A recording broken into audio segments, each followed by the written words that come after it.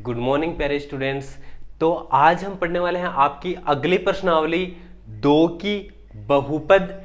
दो की प्रश्नावली है वो हम पढ़ेंगे। उससे पहले मैं आपको 9th क्लास में जो आपने पढ़ा था उसके बारे में थोड़ा सा रिवाइज करवा देता हूं, उसके बाद में हम आगे चलेंगे ताकि समझने में आसानी हो। ठीक है, तो डियर शुरू करते हैं अपनी प्रश्नावली। ये अपनी प्रश्नावली का नाम हो गया बहुपद। बहुपद का मतलब क्या हुआ? बहुत सारे पद। बहुपद बहुत सारे पद। जैसे मैं यहां पे लिख देता हूं x-7 दो पद हो गए, दो पद हो गए, तीन पद हो गए,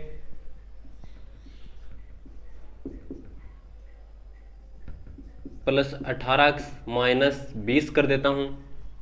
ये भी कितने पद हो गए? तीन पद हो गए। अगर मैं यहां पे ऐसे लिख दूं 40x4 plus 17x3 plus 99x² minus 18x plus 21, ये भी अपना बहुपद होगा। अगर x की घात जैसे मान लो कि x की घात 57 हो प्लस 17x12 माइनस 20 प्लस, चलो ये लिखते हैं, ये भी अपने काम आ जाएगा। ये सारे अपने हो गए बहुपद के एग्जाम्पल। अगर मैं इसे लिख देता हूं कि x की घात 1/2 प्लस 18, या मैं लिख देता हूं कि √x प्लस 18, दोनों सेम चीज है डियर। या फिर मैं इसे लिख देता हूं कि 1/x प्लस 7 माइनस 12। ठीक है, तो ये अपने बहुपद नहीं होते हैं, ये अपने बहुपद नहीं होते हैं, ये होते हैं अपने बहुपद। ओके, अब जरूरी नहीं हम यहां पे x ही लिखें, जैसे ये भी हो सकता है 2y प्लस 3। ठीक है, ऐसे भी हो सकता है कि 27q² प्लस 18, ये भी अपना क्या होगा? बहुपद होगा। अगर मैं लिख दूं कि 10z की घात 3 प्लस 14z ही आएगा भाई, अगर z आ रहा है तो ये भी अपना क्या हो जाएगा? एक बहुपद हो जाएगा। x हो चाहे y हो, ठीक है, चाहे q हो चाहे z हो चाहे p हो चाहे y हो, कुछ भी हो, ये होते हैं अपने बहुपद। अब देखना एक चीज ध्यान से, ये बहुपद है लेकिन ये नहीं है। क्यों नहीं है? 9th क्लास में आपने पढ़ लिया है कि अगर अंडर रूट लगा हुआ हो, अंडर रूट का मतलब होता है घात आधी, मतलब ये दोनों चीजें सेम है। ध्यान से देखना, ये दोनों चीजें क्या है? सेम है। अगर अंडर रूट लगा हुआ होता है तो बहुपद नहीं होता है। क्यों नहीं होता? घात देखो भाई इसकी कितनी है, आधी। आधी घात का कोई बहुपद होता है क्या? नहीं होता। जैसे ये है, इसकी कितनी घात है? एक घात का बहुपद है। यहां पे देखो इसकी भी घात एक है, एक घात का बहुपद है। अधिकतम वाली देखनी है ज्यादा से ज्यादा। इन दोनों में देखो इसकी घात ज्यादा है, 2 है, तो ये 2 घात वाला बहुपद हो गया। ठीक है, इसको हम द्विघाती बोल देंगे। बोलो बोलो क्या बोल देंगे? द्विघाती। अगर घात 1 है इन दोनों की तो इन दोनों को ही हम क्या बोल देंगे? रेखिक बहुपद। कौन से बोल देंगे? रेखिक बहुपद। अगर इसकी हम बात करते हैं, रेखिक बहुपद क्यों बोलेंगे? क्योंकि अगर इसका ग्राफ बनाएंगे ना तो एक सीधी रेखा प्राप्त होगी। ठीक है, वो हम आगे करेंगे चर्चा। 7x की घात 3 18x-20, बड़ी से बड़ी घात यहां पे है तो ये हो गया अपना त्रिघाती। ये अपना क्या हो गया? त्रिघाती हो गया। ये 4 घात वाला, ये 57 घात वाला, ये 2 घात वाला, ये कितना है? 3 घात वाला। ये तो हो गए अपने बहुपद। इसके बाद में देखो दो छोटी छोटी चीजें हैं अपने, चर और अचर। चर का मतलब आप क्या समझते हो? चर का मतलब चरना। चरते क्या है? चरते हैं जैसे मान लो कि बाहर कोई गाय घूम रही है, ठीक है, या बाहर मान लो कोई भैंस घूम रही है, ठीक है, या बाहर कोई बेल है, तो वो सारे क्या करते हैं? घूमते रहते हैं इधर और चरते रहते हैं। अरे यही तो करते हैं ना, घूमते हैं और चरते हैं, मतलब ये अलग अलग जगह पे जाते हैं। ठीक है, कभी जैसे मान लो कि कोई जगह पे जाके चर लिया, कभी कुछ चर लिया, कभी कुछ चर लिया। मतलब चर कौन से हो गए? ये जो अक्ष वाले हैं ना, या ये जो y है, ठीक है, या फिर ये जो अक्ष है, ठीक है, या फिर ये जो q है, इन सारे के मान क्या हो जाते हैं? अलग अलग हो जाते हैं। इन सभी के मान क्या हो जाते हैं?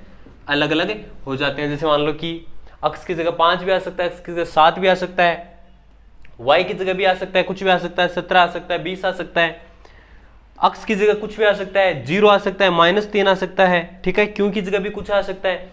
तो मतलब जिनका मान चेंज हो सकता है वो तो हो जाते हैं अपने चर होते हैं, मतलब वो कहीं भी चरने जा सकते हैं, कहीं भी उनका मान क्या हो सकता है? चेंज हो सकता है। जैसे अक्ष है, z है, q है, y है, जो हमने यहां पे लिखे हैं, ये हो जाते हैं अपने चर। दूसरी चीज देखो अचर। अचर क्या होता है भाई? इस बहुपद में देखो ये चीज मिटा देता हूं मैं वापस।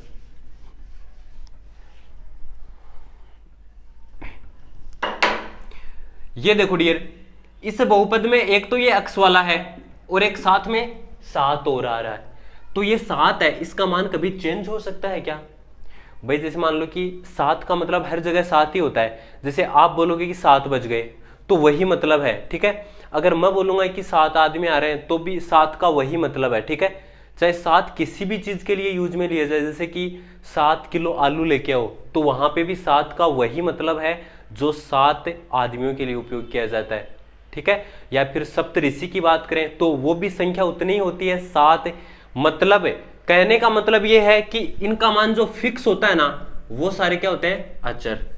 3 मान फिक्स है तो अचर, 6 मान फिक्स है अचर, 20 मान फिक्स है अचर, +21 अचर, +27 अचर, +18 अचर, ठीक है।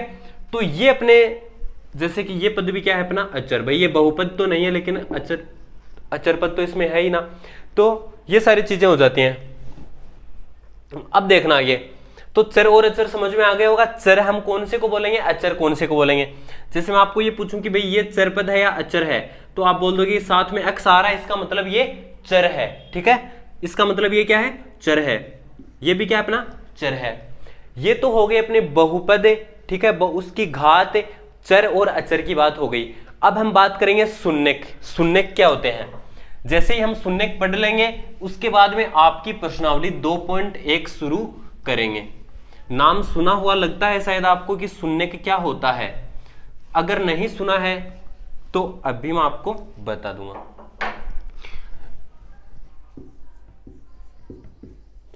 ये क्या है बोलो? तो आप बोलोगे बहुपद है। बहुपद में ये क्या है अपना? चर है। और ये क्या है अपना? अचर है। भाई चर और अचर का आपको पता चल गया। अब आपको ये पता है कि चर है उसका मान अपना चेंज होता है। चर का मान क्या होता है अपना? चेंज होता है। तो भाई मैं यहां पे ये भी तो लिख सकता हूं ना कि 2 है, और मान लो मैंने अक्स की जगह लिख दिया 1, और माइनस की जगह माइनस, और 8 की जगह 8। तो बोलो ये कितना होगा? भाई ये 21 नहीं है, ये बीच में गुणा का निशान है। 2 अक्स का मतलब 2 गुणा अक्स, 2 एकम 2, 2 में से 8 घटाएंगे तो आंसर कितना आएगा अपना? -6। या फिर मैं ये बोल दूं कि भाई मैं तो 2 अक्स -8 है, अक्स अपना चर है, ये कहीं भी चरने जा सकता है। अगर चरने जा सकता है तो मैं अक्स की जगह 4 भी तो लिख सकता हूं। भाई पहले मैंने 1 लिखा था, तो पहले ये 1 के घर गया था चरने के लिए, अब ये 4 के घर जाएगा। तो आप बताओगे कि 4 दूनी 8 -8, ये हो जाएगा अपना 0। समझ गए मेरी बात?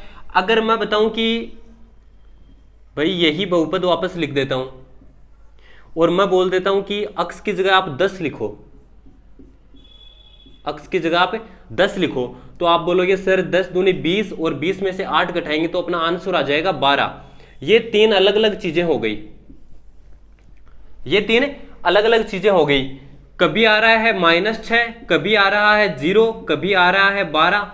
अगर हम और भी निकालेंगे तो और भी अपने मान क्या होंगे? चेंज होंगे। लेकिन अपना फोकस किस पे होना चाहिए? इस पे, ठीक है ना। नंबर लाने के लिए नहीं, बस पढ़ने में ही। अपना फोकस इस पे होना चाहिए, 0 पे।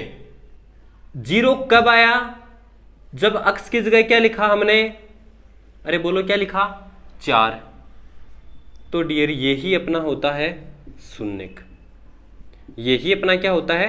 शून्यक। मतलब अक्स का वो मान जिससे उस बहुपद का मान 0 हो जाए, अक्स का वो मान जिससे पूरे बहुपद का मान 0 हो जाए, वही शून्यक है। दूसरी चर्चा करते हैं, चर्चा करेंगे शून्यक पे ही, चाय पे चर्चा नहीं करेंगे। अक्स स्क्वायर -9, अक्स स्क्वायर -9। अब एक चीज बताओ, अक्स स्क्वायर -9 है। अब अक्स का मान तो हम कुछ भी लिख सकते हैं, पता है आपको, कुछ भी लिख सकते हैं। चलो तो पहले तो कुछ भी लिखते हैं, ठीक है? पहले तो कुछ भी लिखते हैं, कुछ भी मतलब 2 लिख देता हूं ना। अक्स की जगह क्या लिख दिया? 2 लिख दिया। स्क्वायर की जगह स्क्वायर, माइनस की जगह माइनस, और 9 की जगह 9, सेम है पूरा। तो आप बताओगे कि इसका आंसर तो सर -5 आ गया। 4 में से 9 घटाया तो -5 आ गया। दूसरी बार देखो, अब मैं क्या है कि मैं थोड़ा समझदार हो गया और मैंने क्या कर दिया, अक्स की जगह 3 लिख दिया। मैंने अक्स की जगह कितना लिख दिया? 3 लिख दिया। 3 लिखते ही 3 का स्क्वायर -9 कितना हो जाएगा बोलो? 0। अब हम क्या करेंगे? अब हम थोड़े और समझदार हो जाएंगे। हम कर लेंगे क्या कि भाई अक्स की जगह -3 तो रख के देखो एक बार, क्या पता उससे भी काम हो जाए। अरे अक्स की जगह -3 लिखो एक बार और चेक करो, -3 का स्क्वायर तो 9 ही होता है, पता आपको भाई। -3 गुणा -3 तो माइनस माइनस प्लस हो जाएगा, और 3 3 9। तो 9 में से अगर 9 वापस जाएगा तो भी अपना कितना बच जाएगा? 0। मतलब आप सोच रहे होंगे कि सर पिछले वाले में तो हमने यहां पे सिर्फ 4 लिखा था तो 0 आ गया था, 4 के अलावा कुछ भी लिखेंगे तो 0 नहीं आएगा।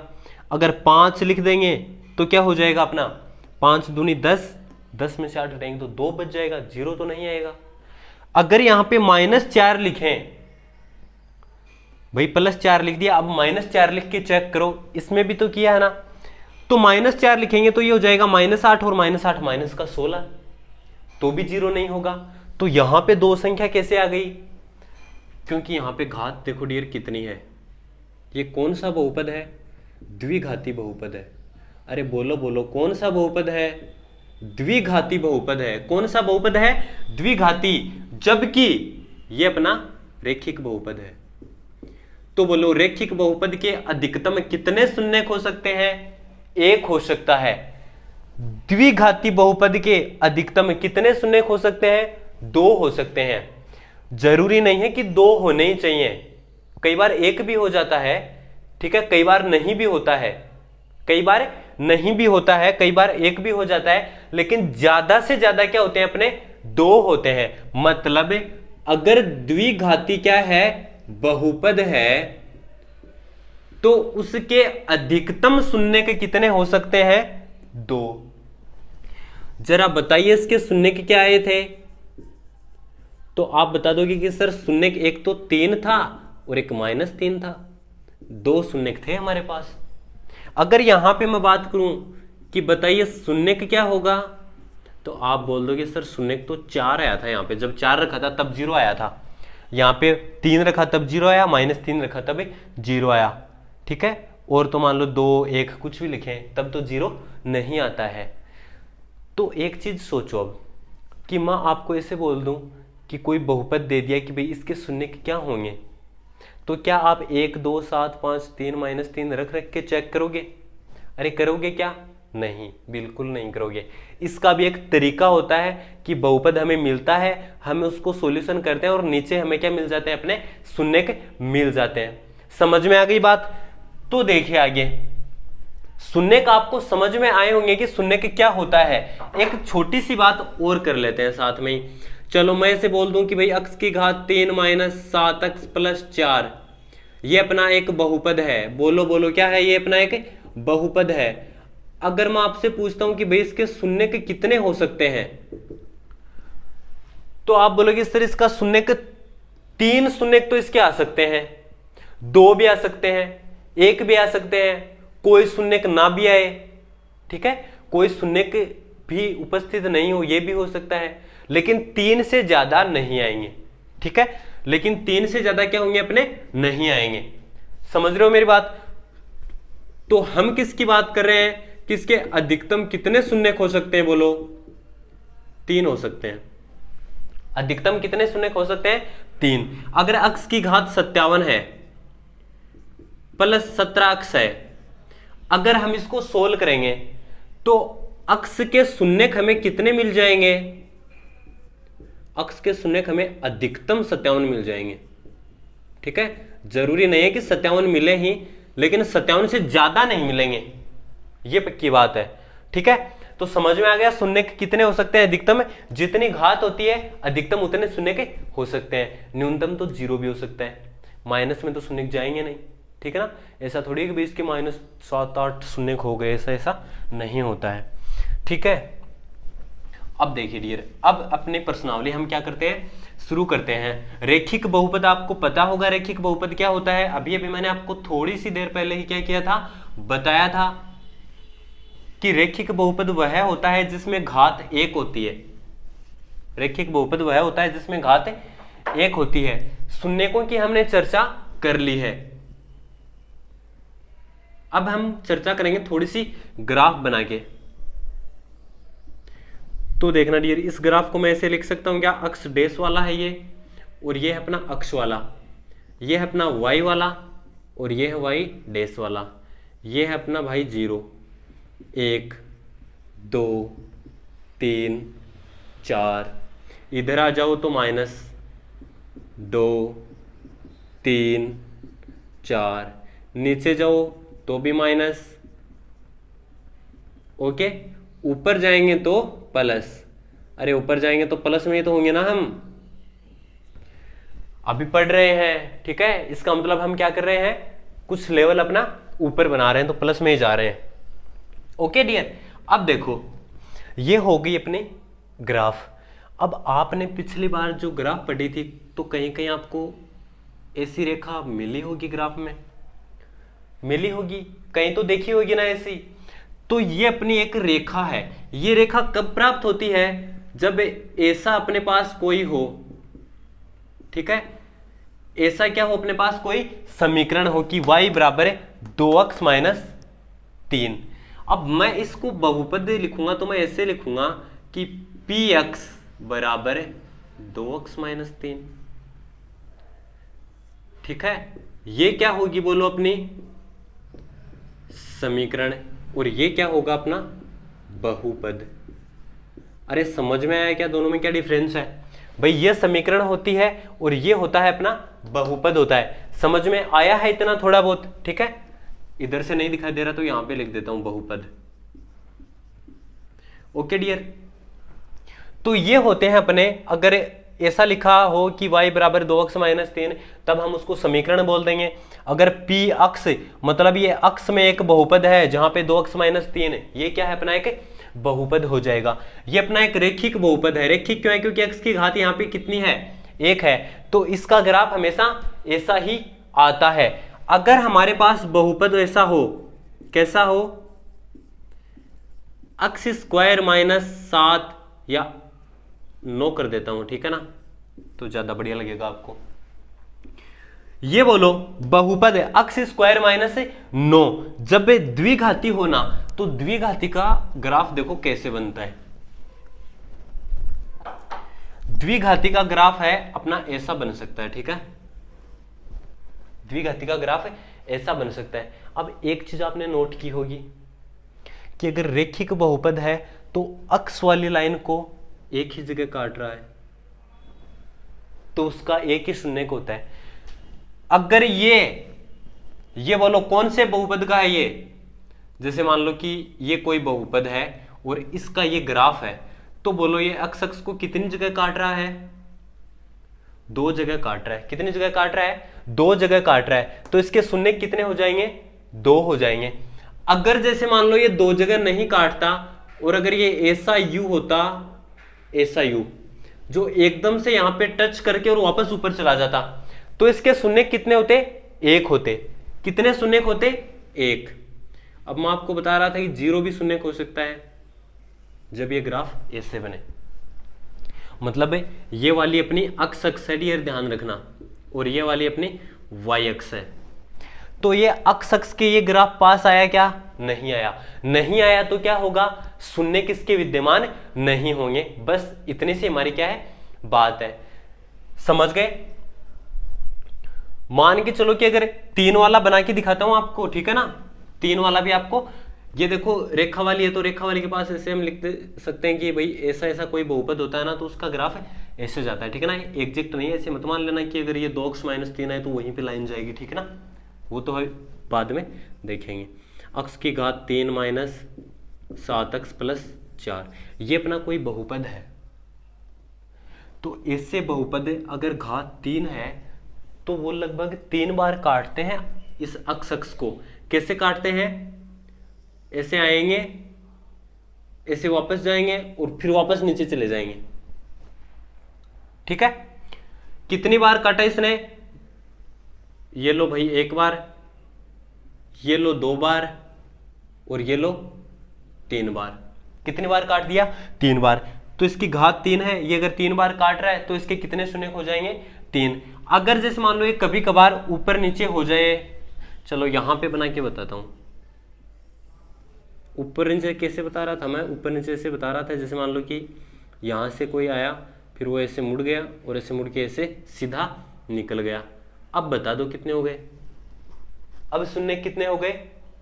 अब की बार शून्य की 1 हो जाएगा। भाई अगर ऐसा ग्राफ है तो घात 3 वाला ग्राफ ही है, ये तो हमें पता चल गया। भाई अगर ऐसा ग्राफ बन रहा है तो घात 3 वाला ही है। अगर द्विघाती होता है ना, तो द्विघाती का तो ग्राफ हमेशा कैसा बनता है? यू जैसा ही बनता है।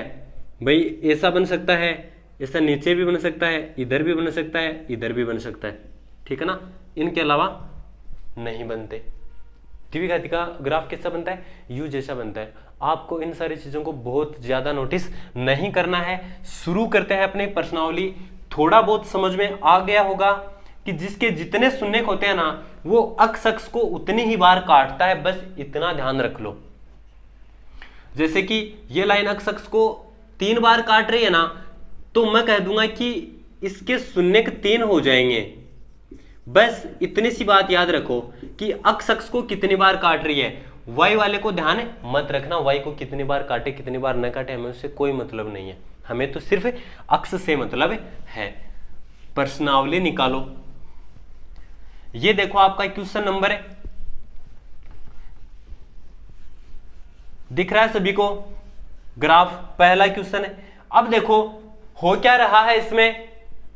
ये जो आपका ग्राफ है, चलो इसमें पहला जूम करो, पहला ही क्वेश्चन निकालो।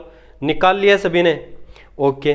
पहले में देखो क्या है, अपनी एक लाइन जा रही है जो अक्ष के तो नजदीक ही नहीं आ रही कहीं, ठीक है।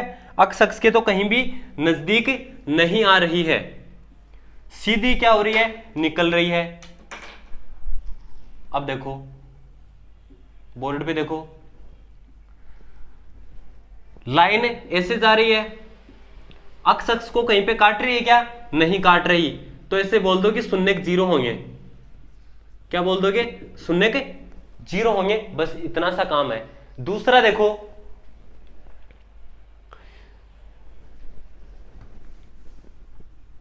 देख लिया सभी ने?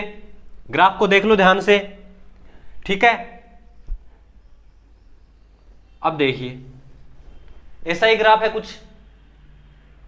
अरे ऐसा ही ग्राफ है ना, तो इस चीज में एक चीज देखो आप, ये अपनी अक्ष डैश, ये अपनी अक्ष, ये अपनी वाई डैश, अरे डैश तो नीचे आता है ना, ये अपनी वाई डैश और ऊपर वाली हो गई वाई हो गई, ठीक है।